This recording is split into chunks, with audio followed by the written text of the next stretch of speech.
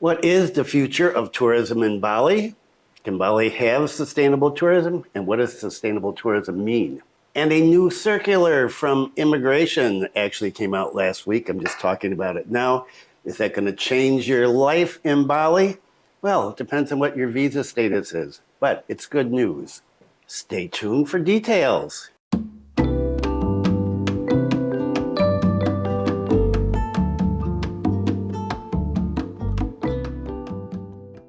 Selamat siang. Welcome to the latest news from Bali in Indonesia. This is September 26th, 2022, and my name is Bruce. And the weather in Singaraja today is breezy and hot, 31 degrees Celsius at noon, and humidity is 67% right here in Kampung Bugis, and the wind speed is 20.4 kilometers per hour. It is breezy, but as usual, a beautiful day in Bali. And I hope wherever you are, it's beautiful too. There is a lot of stuff that I wanted to do and that I've recorded and that I can see is going to be way too long.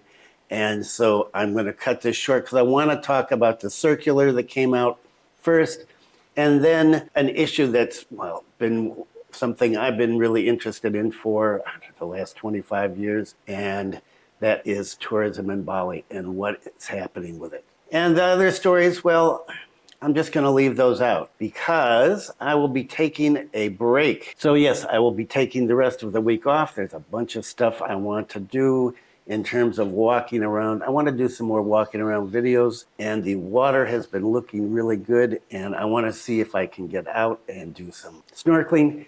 And this does take a lot of time, these videos, because I go through and I look at 15 or so sources a day, picking things out that I think are interesting, that are interesting to me, and hopefully are interesting to you as well. And then I've got to record it, and then I've got to do the editing. And so, yeah, it takes up some time, and I have not really had a break in couple of years since the pandemic started. And so I'm taking the rest of the week off. I appreciate everybody that watches this channel and comments, and I will be back next Monday. So let's get into the numbers. Numbers as usual down because this is Monday and the weekend just passed. National new cases, 1,411. National recoveries, 2,569.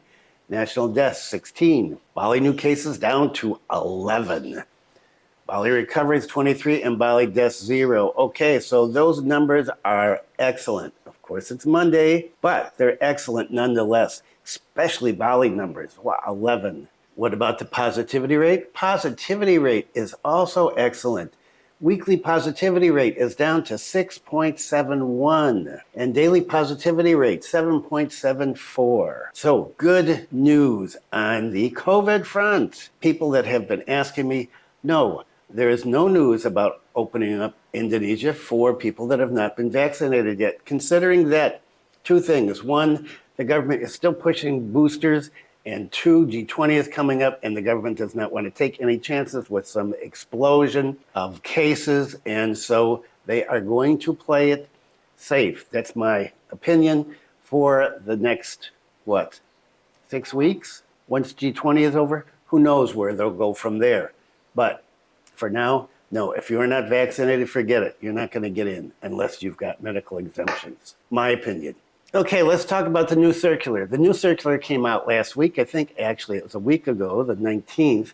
I didn't talk about it because I wanted to look at it, and it was not vitally important in terms of people getting in or any health protocols. It is, it seems, a follow-up on the president's order to immigration to get it together, modernize, get more efficient, and so this seems to be a response. So these are new standards for working practices for immigration. Will it affect you? If you're going to get an extension on a visa or a new visa, yes, it can affect you. Is immigration going to be able to do what it says in this circular? I don't know. Some of the times here are pretty quick. It'll be interesting to see. Now, I'm not going to go through, this is a really long circular. I'm not going to go through the whole thing. Of course, the link is down below. You can get it. And it's the Indonesian version. I could not find an English version, and you can run it through Google Translate.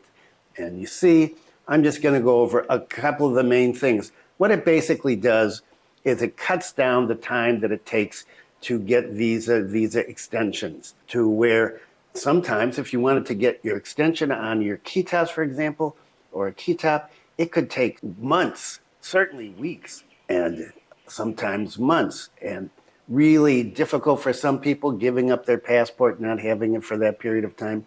So this is going to be great for them. So I'm just going to go over a few of the main things here. So this is to simplify the bureaucracy, right, and to get things done more quickly. So the head of immigration office, local immigration offices, has to receive these state permit applications either online or in person at the immigration office. They need to check on the completeness of the application the same day. They should return failed applications with a covering note the same day if you go into the office. And they should regularly check on the IT online system for new applications and directly issue rejections and covering notes for those that don't have the necessary requirements. They'll tell you what you need. If the application is complete, the head of the immigration office should issue a state permit for state permit types not required for the Director General's approval. Biometrics, your fingerprints and that, has to be done within 2 days from payment of fees. Completion of the application should be done within 2 days of getting the biometrics. If the biometrics are not required, then the application has to be completed within 2 days of payment. For types of visas requiring Director General approval, biometrics have to be taken within 2 working days of payment. A letter to the Director General has to be sent the same day as biometrics, or if the biometrics not required, within 2 working days of payment. Completion of the application should be done within 1 working day from receiving the response from the Director General. For KITAS and KITAP, if you're getting a marriage visa, like I have, they come and they do a home visit to make sure you're actually legally married. This is not something done for immigration purposes. And if you have to have the field visit can be performed after the state permit has already been issued. That's a big change. Tasks previously required to be escalated to the head of immigration region can now be carried out by the head of the local office. So that is pretty much it. Any questions? Leave them in a comment. You can take a look at the document, like I said, and you can go through and run a translation on it if you want to go through the whole thing. Let's get on to the next story. So tourism is one of the focuses for today, and as usual, Pak Sandiaga has a lot to say about this. Sandiaga Uno expects Bali to become tourism center of excellence.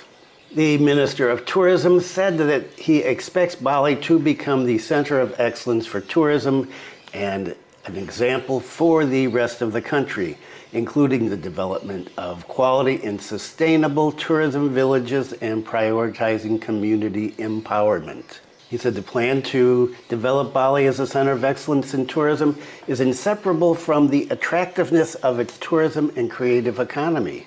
He said Bali already has some famous tourism villages which have world-class quality, and from this he expects other tourist villages to develop in the future in Bali and in other places in Indonesia. I'm going to talk about some more tourism villages in an upcoming segment. In addition to being a hub of tourism villages, Bali should also become a center of excellence in tourism village management, the tourist minister said. He commented that Bali is known for the application of Trihita Karana concept, which is a strong philosophy of life with a concept that can preserve cultural and environmental diversity amid globalization and homogenization. And we're going to talk about that in another segment too. We've got 3 cultural tourism segments coming up today. The concept emphasizes the relationship between human beings, the relationship with nature, and the relationship with God, and that all 3 are interrelated. The minister explained that the uncertainties in the tourism sector due to the pandemic encouraged the tourism sector and creative economy to shift the development paradigm towards sustainability in all aspects. The 4 pillars developed by the ministry in realizing sustainability are sustainable management, long-term sustainable economy, sustainable culture, and environmental sustainability.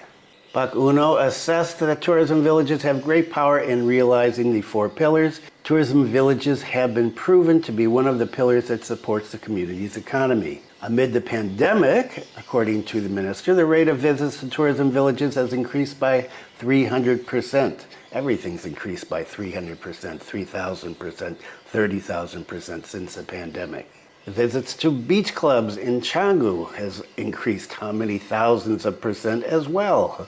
Uno said his ministry continues to push the development of tourism villages where members of the community are encouraged to become main players in tourism activities with programs that involve the younger generation and embrace schemes of support from ministries and institutions and also from NGOs.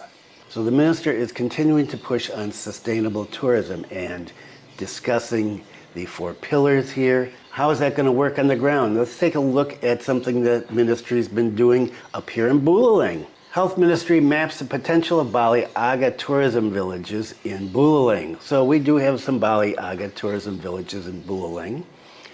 Not as well known as the tourism villages in the other part of Bali, the Bali Aga villages, but we do have them here. So the Ministry of Tourism and Creative Economy conducted a mapping of tourism potential in Bali Aga villages in Banjar district in Buleleng. Tourism actors from 5 villages, including Siddhatapa, Champaga, Tigawasa, Padawa, and Banyu Sitari villages were invited to sit down together and discuss plans for developing into tourist villages. The mapping of the potential of these 5 Bali Aga villages was recorded through a focus group discussion, FGD, on this past Saturday at a hotel in Lavina.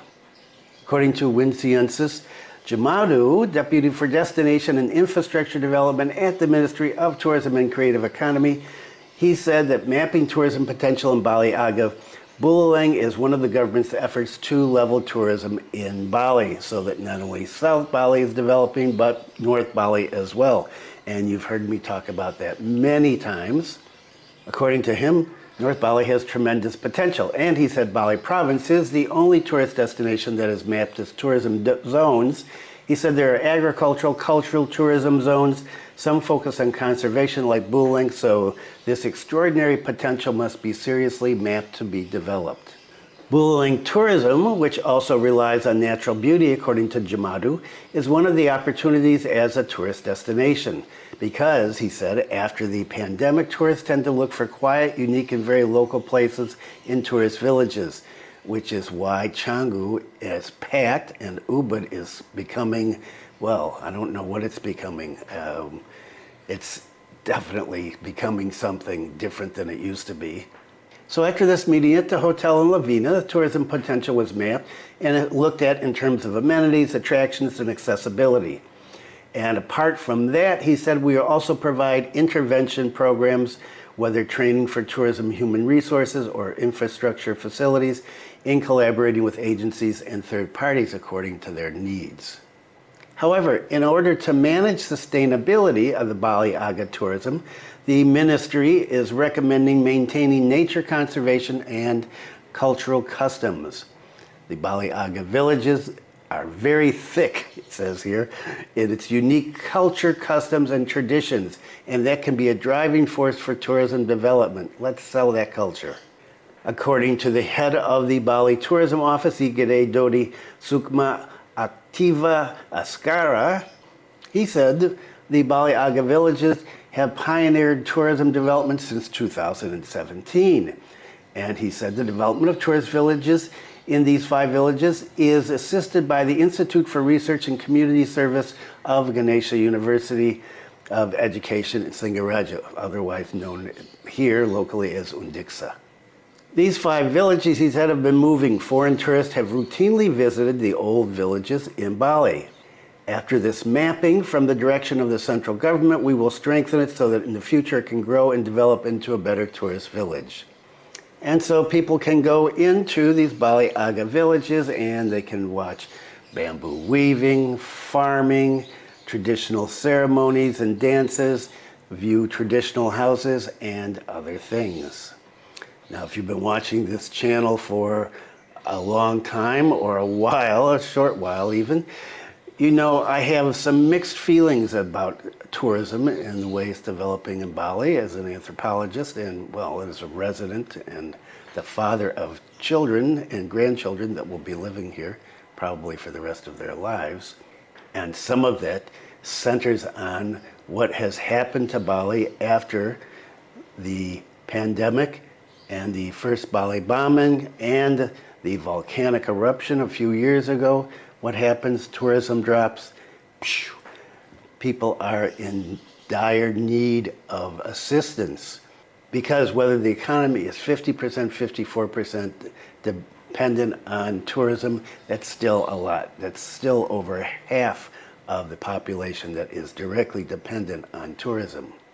If people do want to come here to see nature and culture and not just go and hang out in Canggu and go to beach clubs and sit around and drink and take selfies or do weird, dangerous things in order to get noticed on Instagram or TikTok or YouTube or whatever.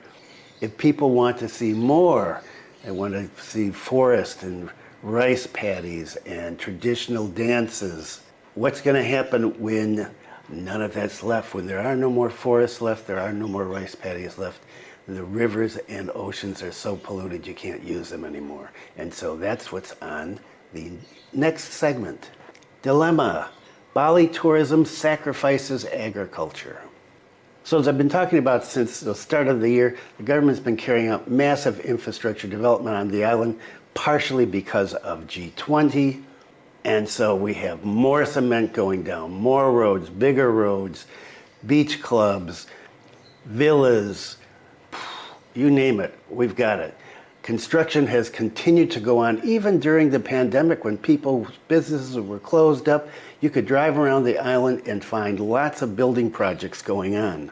So in this article, it says, it's feared that excessive development will systematically undermine the identity of Bali itself. Not only nature, culture, but the Balinese people themselves will be uprooted from their roots in the land of Bali. For a moment, Balinese people are invited to reflect, ask again, where does Bali want to go? So recently there was a group discussion at the Community Hub House in Denpasar. Balinese culturalist Iwan Westa said he sees Bali's current situation as an open fortress where the flow of people, goods, and capital come in unstoppably to Bali.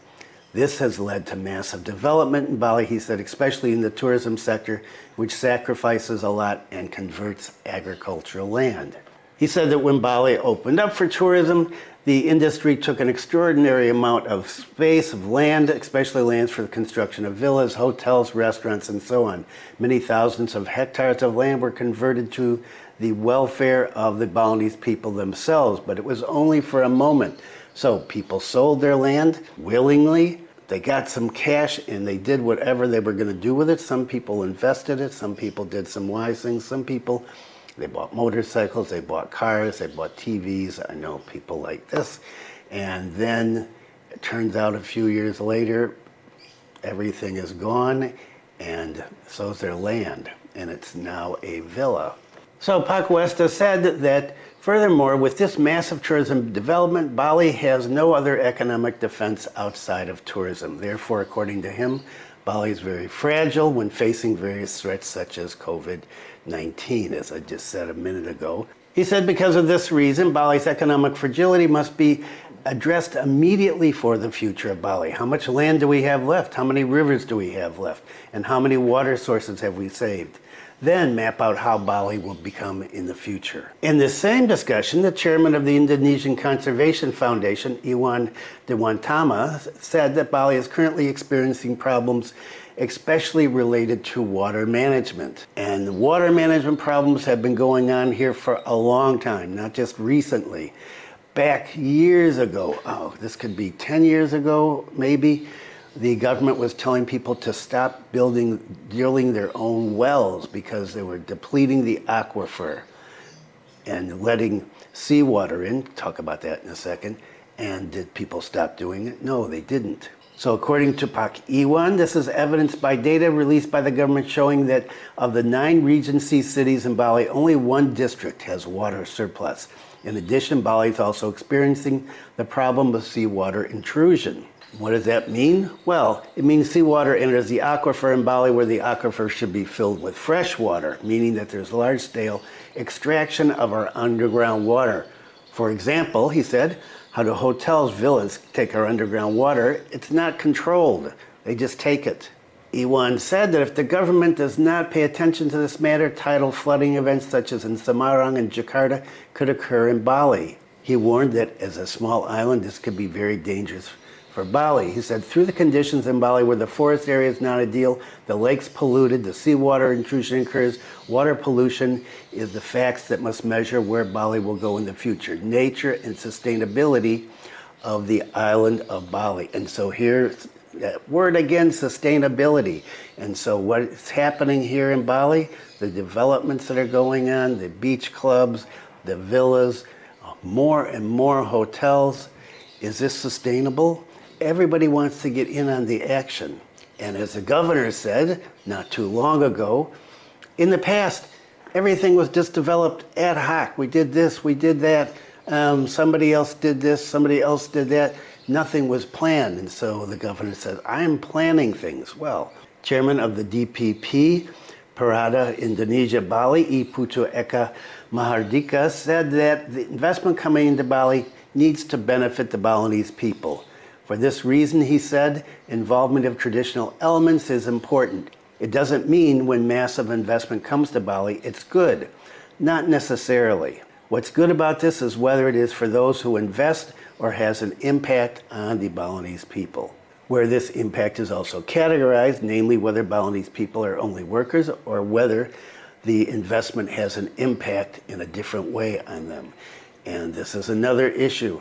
Are we raising generations of cooks, dishwashers, waiters, waitresses, drivers, tour guides? All decent occupations, but they don't pay much. And of course, there's a question I know I've met young people who said, look, I don't want to be a fisherman. I don't want to be a farmer. I would rather be a tour guide. I would rather be a driver.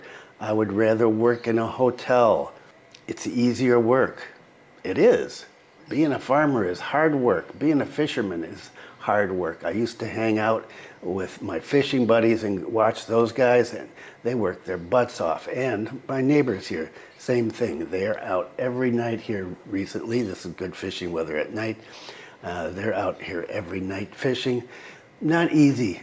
And so for some young people, they look at this and go, gee, you know, I could be working in a hotel much easier. And I've got a guaranteed income, whereas a fisherman, he doesn't, and neither does a farmer.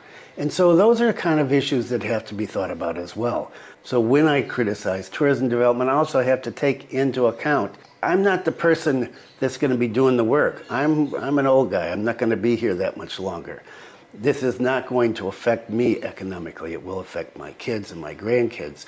But these kind of decisions have to be made by the people that are here. And unfortunately, most of the decisions that seem to be made are not being made by the people. Pak Putu said, investment must be effective, targeted in accordance with the geographical contours of Bali, such as not eliminating water arteries, preserving land and the environment. The government must be honest and know the needs of the people. All elements and all levels of society must complement each other hand in hand. The Balinese government also seems to have concerns about the direction of Bali's development in the future. This was conveyed by the deputy governor who was inaugurating the Pacific Asia Travel Association Pada Bali and Nusa Tenggara chapter at a hotel in Sanur, art gallery in Sanur this past Thursday. The deputy governor emphasized that future development of tourism must be in favor of natural conservation, cultural strengthening, and improving the quality of Balinese people. It's time for the development of tourism, he said, that has the potential to damage Bali's nature, culture, and people to be evaluated and stopped. In structuring Bali's tourism for the future, the chairperson of the PHRI, Indonesian Hotel and Restaurant Association, invites all components to be guided by the commitment to maintain three main capitals, namely nature, culture, and the Balinese people. He said, save nature, culture, and people because that's the only wealth we have. If we realize that tourism development is damaging these three things, we should stop it immediately. The deputy governor said Bali's economic growth, which was supported by the tourism sector, has not been accompanied by a significant increase in its Human Development Index, IPM. He invites all components to open their eyes about what is really happening in Balinese society. According to him, the gap between economic growth and HDI is a serious problem, which, if left unchecked, will gradually marginalize the position of Balinese people. He said, let's do a thorough evaluation of the direction of Balinese tourism development going forward. He said, we have to ask, has what been developed so far on the right track? Serious questions that have been here for a long time and are discussed and given lip service to, and unfortunately not always followed by people in positions of power and influence. And cockfighting. What about cockfighting? Gianyar Council asked to release Tajen will be voted at council session. Chairman of the Greater Indonesia faction of the Gianyar DPRD, Pak Ketut Putra, will fight for the freedom of Tajen in Gianyar in particular. This is because Tajen is considered to have a regional economic turnaround. In addition, he also disagrees that Tajen gambling players should be equated with criminals, or that it is even gambling. He said, don't equate Tajen with lottery or online gambling. If it's lottery or online gambling, I really support it if it's suppressed, because the economic circulation is out. But Tajen, he said, should be legalized because it supports economic development in Bali. For example, he said, extracting customary funds for the development of traditional infrastructure, the economic turnover of traditional culinary traders such as nasi lawar, babi guling, and so on. In fact, he said, lower middle class people who do not have skills in the industrial sector can make a living from Tajen. He said they can sell fighting cocks, they can become spur sharpeners and spur installers. Additionally, the community can also earn money as motorcycle taxi drivers. He said, because usually the area where Tajen is held is limited in parking space. Players come by car. They usually park a long way from the arena, and they will take a motorbike taxi to get there. He said, this is where they can find sustenance, those who don't have skills in the industrial sector. He said that the view that Tajen can also impoverish society and breed criminals is wrong. Tajen has been around for a long time, he said. In the past, Tajen had a bright name, Tajen licensed by the government. It seems the Balinese people still remember how there used to be Tajen and no one was poor because of Tajen. In addition to this domestic economic activity, Pak Putra said that he sees this activity as a tourist attraction because he often sees many foreign tourists watching Tajen. Tajen is not only entertainment for local people, but I also see many tourists coming to watch Tajen, he said. His party is going to bring this up in general view session of the Gianyar DPRD, and he hopes that the governor of Bali will consider this along with the region of Gianyar. And what do the police have to say about this? Regarding the exemption of Tajen practice, the Bali police confirms to follow police chief's instructions. The head of public relations for Bali police said the Bali police chief and the Bali region police always follow the instructions of the national police chief about everything that they do. And they said the national police chief has instructed Polda throughout Indonesia to eradicate gambling practices, both in the field and online. He said if there are elements of the community who object and try to fight it, well, the Bali police will educate and mediate. So the Balinese police are saying that they are going to continue to bust people for cockfighting. And so this is an interesting story. I will wait to see what happens with this in the future. Okay, that is it for today. My wife's cooking video should be up tomorrow. If you are subscribed to that channel, if you are not, check out here. I will be back next Monday with some more news videos. And in the meantime, who knows, you may see some Sandiaga snippets videos. And people that liked the restaurant review, thank you. That was kind of fun, and we may do another one of those coming up. Thanks for viewing. Stay safe. Be kind to someone today. And I will see you in 1 week.